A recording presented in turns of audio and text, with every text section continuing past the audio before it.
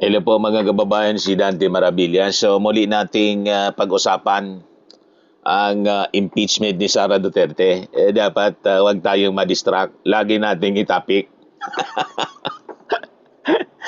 kasi pilit ng kampo ni Sara Duterte na iiwas, i-distract yung mga mamamayang Filipino sa usapin ng kanyang impeachment. Di ba? Kaya kung ano-anong pinalalabas niyang mga kwento. So dito po sa issue ng impeachment ni Sara Duterte, wag dapat ipasa ang sisi. Yung pagkakamali ni Sara Duterte, wag ipasa sa pamamagitan po ng paglaglag sa kanyang mga tauhan. Ilalaglag yung mga tauhan para iligtas siya. Yun ang ginawa ni Jaime. Hindi pwedeng magugas kamay. Mga kababayan, yung Vice Presidente, itong si Sara, sa pagkawala ng napakalaking pondo, yung misuse, mga kababayan, ng milyon-milyong pera ng bayan.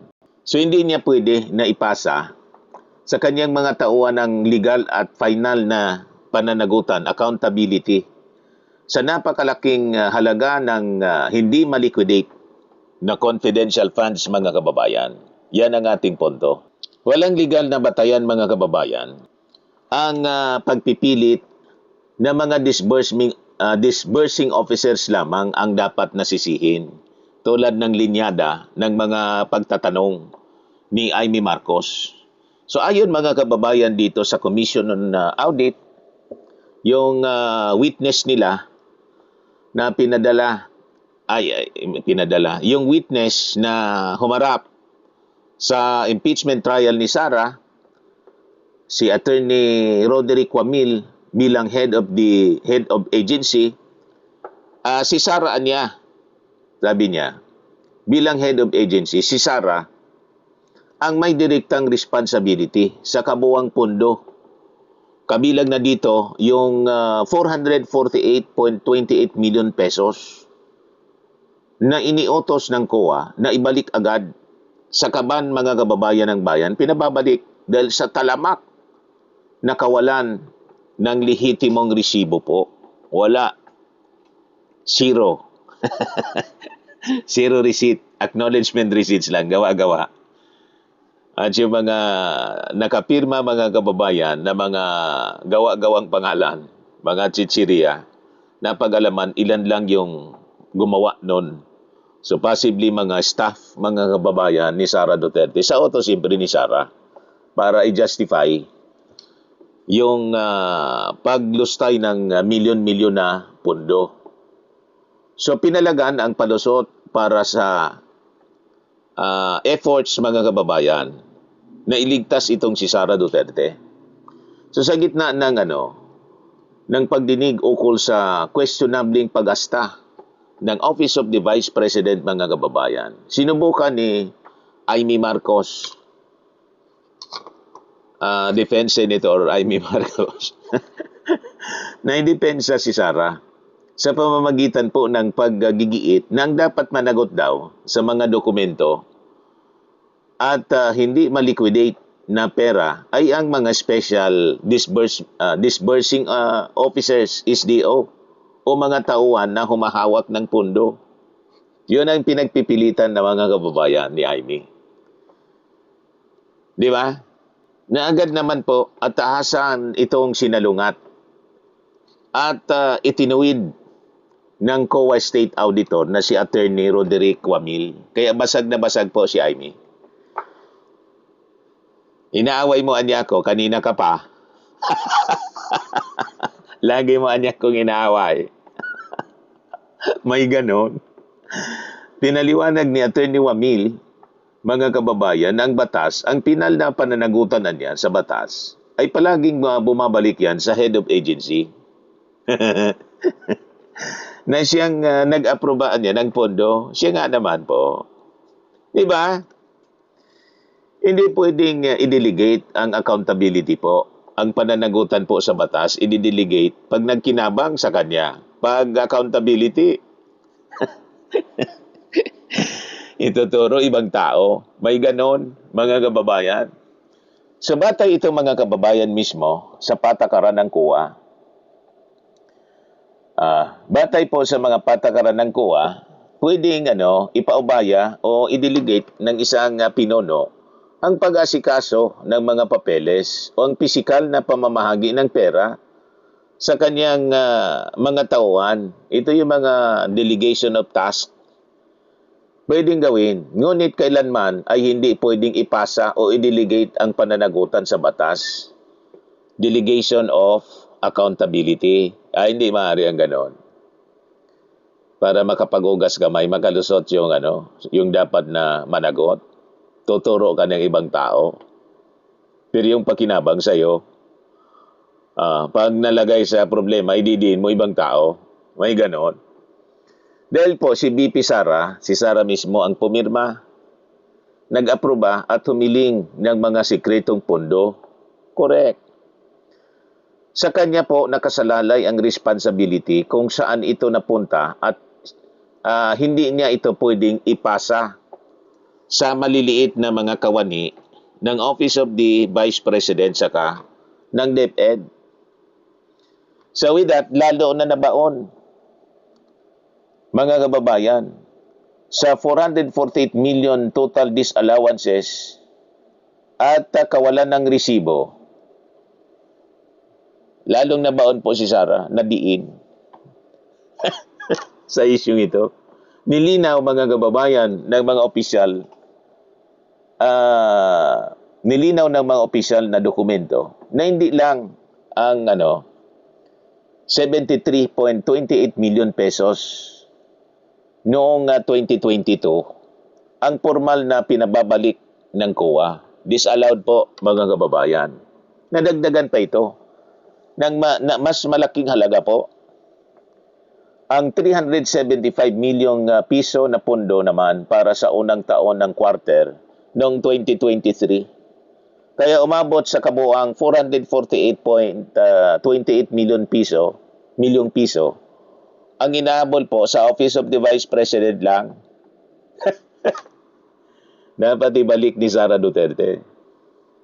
Pinababalik po, disallowed eh.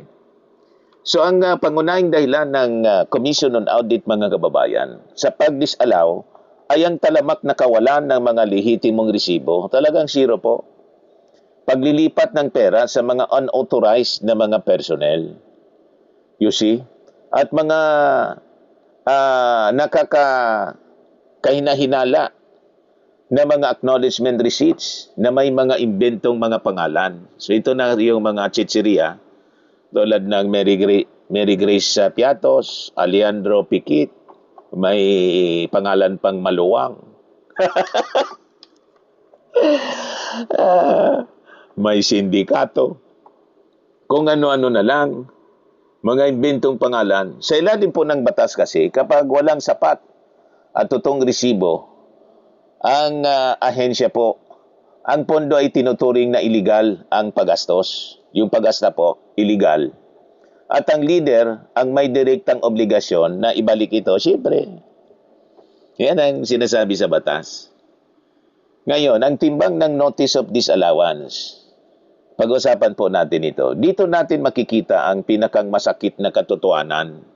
Hindi pwede po hindi po pwedeng pagtakpan para palusutin mga kababayan ang pananagutan ni Sara. So ang Notice of Disallowance ay hindi lang basta piraso ng papel ng audit mga kababayan. Ito ay sumasailalim sa tiwala ng taong bayan na tila po binabaliwala o binaliwala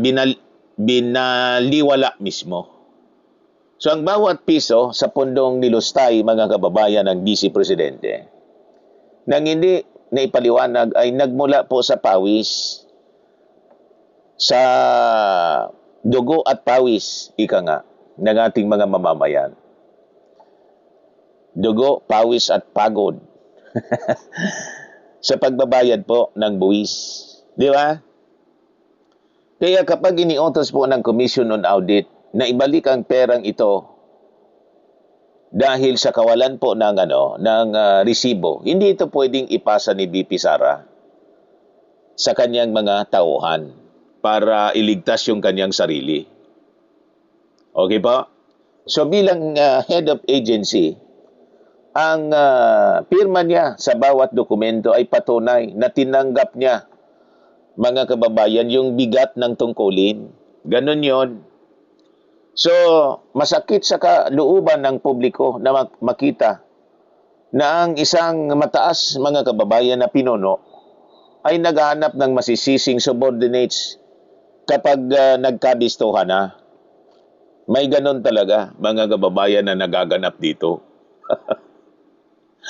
So, ano ang tungkulin ng isang head of agency, mga kababayan, sa ilalim ng batas? Ang pangunahing obligasyon ng pinuno ng ahensya ay tiyaking nagamit sa tama yung pera. Ganon. Legal at maayos na paraan ang paggamit ng bawat piso na pumasok sa kaban ng gobyerno. Sila yung accountable officer. Kung ang kanyang mga tinargang tauhan ay nagsumite ng mga peking resibo, mga kababayan, o hindi may paliwanag na gastusin, hindi pwedeng mag-ugas kamay po si Sara Duterte at sabing, wala akong alam dyan. Pinirman mo nga, ikaw yung nag-approve eh. Ikaw pa yung tumanggap ng pera. And in fact, ikaw pa yung nag-appear niyan, di ba, sa Congress during the budget hearing. So yun, mga kababayan. So ang kapabayaan ng kanyang mga tauhan ay direktang sumasailalim siya sa kanyang kapabayaan bilang leader na nag-aproba o nag-utos sa mga nangyaring transaksyon po. So ang kanyang pirma at approval ay nakakapagpalabas. Yun ang nangyari po eh. O nakapagpawala ng daang-daang milyong pera ng taong bayan. Kaya siya ang tawag sa accountable officer. Di ba? Yung head of agency mismo. Yan ang malinaw. So ang head of agency, mga kababayan, ay may buong kontrol sa bawat pondo ng kanyang hawak na ahensya tulad ng Office of the Vice President saka DepEd. At walang karapatang manisi ng iba kapag nagka-problema na po. Ganon. Huwag Poncio Pilato. Akuin dapat ang pananagutan. Yan ang maisog na leader. Hindi yung pagdating na sa accountability, ipapasa sa iba. Pero yung pakinabang sa kanya, hindi pwede ang ganon. Tama po, mga kababayan.